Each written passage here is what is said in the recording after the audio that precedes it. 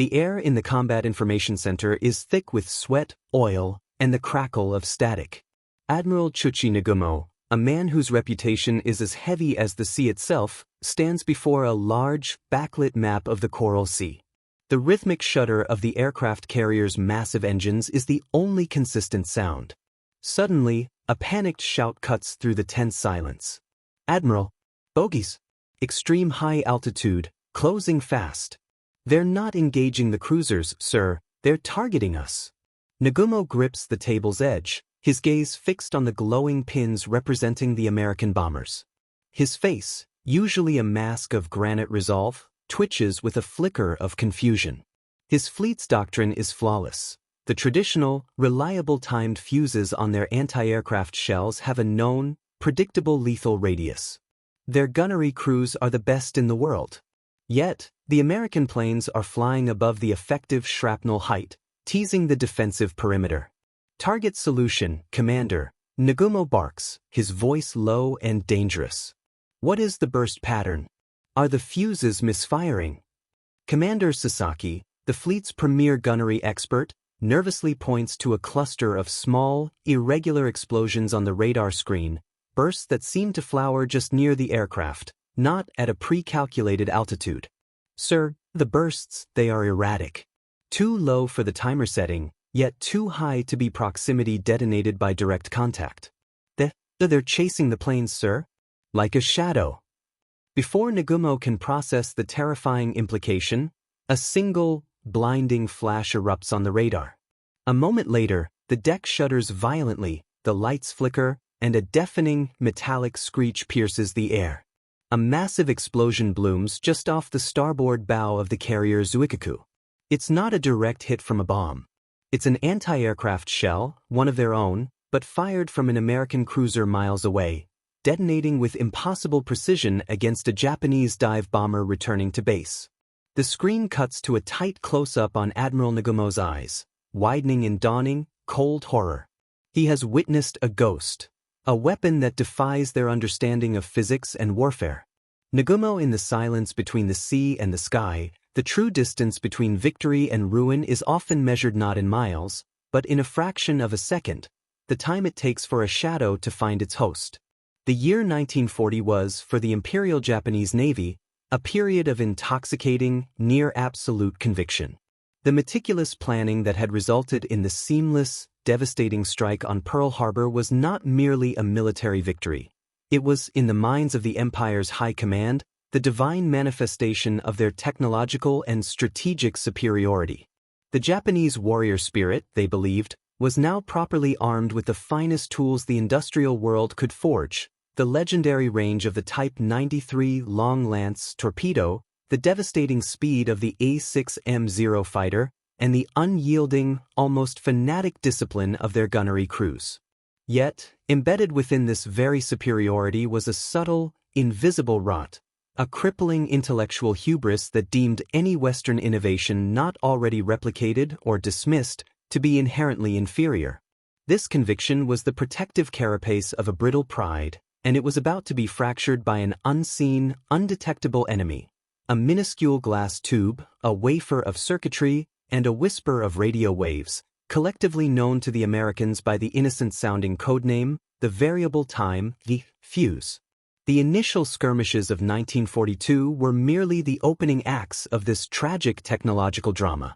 In the sweltering, unforgiving skies above the Solomon Islands, the pilots of the Imperial Navy began to report anomalies that defied their rigid understanding of projectile ballistics.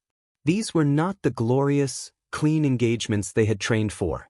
The American flyers, particularly the lumbering, heavily armored bombers, were demonstrating an unnerving resilience. They were not merely flying through curtains of flak. The flak itself was behaving unnaturally. Lieutenant Jiro Tanaka, a man whose lineage could be traced back to the samurai class and whose skill with an anti-aircraft gun was legendary, watched from the deck of the cruiser Chikuma as a formation of Douglas SBD Dauntless dive bombers commenced their high-altitude attack run. The Americans were distant, mere specks of silver reflecting the tropical sun. Tanaka had already calculated the timer settings. His shells, the sophisticated, manually set Type 99 fuses, were meticulously calibrated to burst at precisely the bomber's estimated altitude, creating a perfect, lethal shrapnel cloud for the enemy to fly into. This was precision, honed over decades. "Fire!" Tanaka bellowed, his voice straining against the roar of the 5-inch guns. The air shuddered. Long, white trails of smoke arced toward the heavens. Tanaka squinted through his ranging glasses, his heart pounding with the anticipation of a kill. The standard burst pattern appeared, a dozen symmetrical, gray-white puffs of smoke blooming like spectral cotton flowers. But then the inexplicable occurred. A second set of bursts, wholly unconnected to the first, materialized. These new explosions were not symmetrical. They were random, irregular, and terrifyingly close to the aircraft. One burst, a startling blossom of fire, erupted directly beneath the lead Dauntless. The bomber's engine coughed a plume of black smoke, its wing fractured instantly, and it spun into a death spiral. "Impossible," whispered Tanaka, lowering his glasses, his hand trembling. The nearest surface ship, a destroyer equipped with its own heavy anti-aircraft weaponry, was miles away, outside the effective range to engage at that altitude. The burst had occurred too high for a proximity-based magnetic fuse, which only worked near the ground or water, and too precisely to be a random misfire. The burst had happened in the empty, calculated space between the ships and the aircraft. Tanaka's observations, initially dismissed as the stress-induced hallucinations of an overworked officer, were quickly corroborated by the wider fleet. Pilots returning to their carriers reported near misses that were not near misses at all. American defensive fire, even when sparse, was suddenly lethal. A Japanese dive bomber, having successfully released its payload and pulling away, would suddenly be enveloped in a shell burst that seemed to appear from nowhere, specifically targeting its tail or cockpit. The phenomenon was so common, so uncanny, that the sailors began to whisper of it as Yurei no Tsubomi, the ghost blossom. The reports eventually found their way to the Imperial Navy's primary technical research arm, the Kaigun Jujutsu Kenkyujo. Here, in the sterile, windowless labs of Tokyo, a different kind of fatal error was made. The lead physicist, Dr. Hiroshi Sato, a man steeped in the highly analytical, deterministic nature of German-style physics, reviewed the cryptic combat reports. His conclusion was immediate, arrogant, and utterly wrong. The Americans are deploying a new, highly sensitive altitude timer.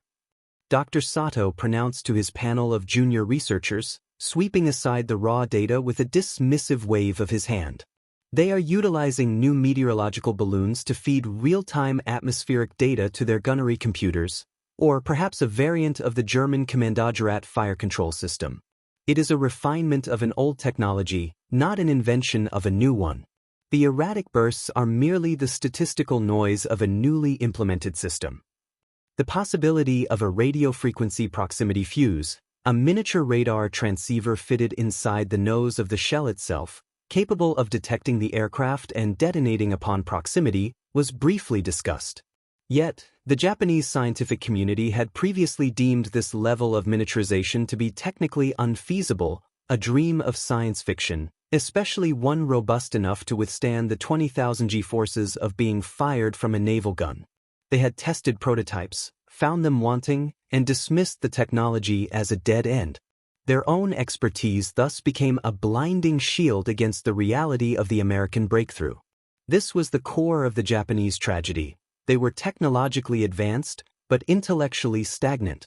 They could not conceive that the Western Allies, driven by a desperate, wartime need and unburdened by the institutional pride that permeated the imperial system, had poured billions of dollars into a project managed by physicists, not engineers, in labs across the Atlantic, far from the bureaucracy of the Pacific War. They had, in fact, solved the miniaturization and ruggedization problem, led by the secret brilliance of the American-British collaboration. Admiral Isoroku Yamamoto, the strategic genius of the combined fleet, was one of the few who sensed the chilling shift in the wind. After the devastating loss of 4 carriers at Midway, and now confronted with the mounting casualties of aircraft and ships from what seemed like impossible gunfire, he began to press his technical teams for answers. "These ghost blossoms are eating my carriers alive," He growled during a tense staff meeting in late 1942. My pilots are losing faith. My gunners are being outwitted by an invisible force. If it is an altitude timer, we can jam the data transmission. If it is a new radar, we can detect it. But we must know what it is. Yet, the Imperial response remained paralyzed by its own internal dogma.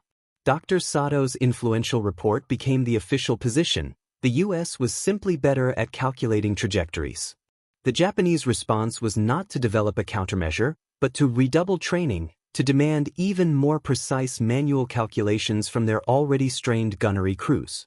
They chose discipline over innovation, tradition over discovery. The Americans, meanwhile, were gleefully watching the effects of their secret weapon. Their ships, particularly the cruisers and battleships, were given the new fuses, and the statistics were staggering. The number of shells required to shoot down an enemy plane dropped by nearly 70%. The American anti-aircraft defense transformed overnight from a discouraging nuisance into an absolute, impenetrable wall of shrapnel. The psychological impact alone was devastating. Japanese pilots, who had faced conventional flak with grim determination, now faced a sky that seemed to be actively hunting them personally. The stage was set for the Guadalcanal campaign, the first true, sustained test of the new technology. The Japanese, committed to a brutal war of attrition, would soon find that their enemy was no longer fighting with just steel and powder, but with a piece of electromechanics they never bothered to truly respect.